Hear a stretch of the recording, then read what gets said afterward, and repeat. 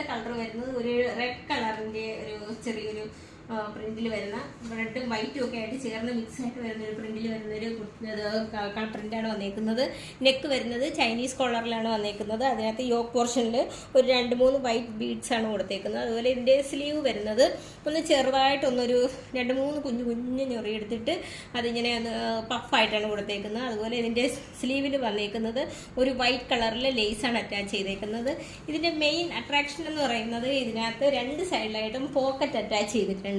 അപ്പോൾ നമുക്ക് ഇതിനകത്തൊരു വൈറ്റ് കളറിലെ ലേസ് ഇതിനകത്തും അറ്റാച്ച് ചെയ്തിട്ടുണ്ട്. അതുപോലെ ഇത് നമുക്ക് അഡ്ജസ്റ്റ് ചെയ്യാനായിട്ടുള്ള ഇത് കൊടുത്തിട്ടുണ്ട്. നല്ല ഫ്ലെയറിലാണ് വന്നേക്കുന്നത്. അതുപോലെ നല്ല ലെങ്തിലുമാണ് വന്നേക്കുന്നത്. ഉണ്ടോ, നല്ല ഫ്ലെയറാണിത്.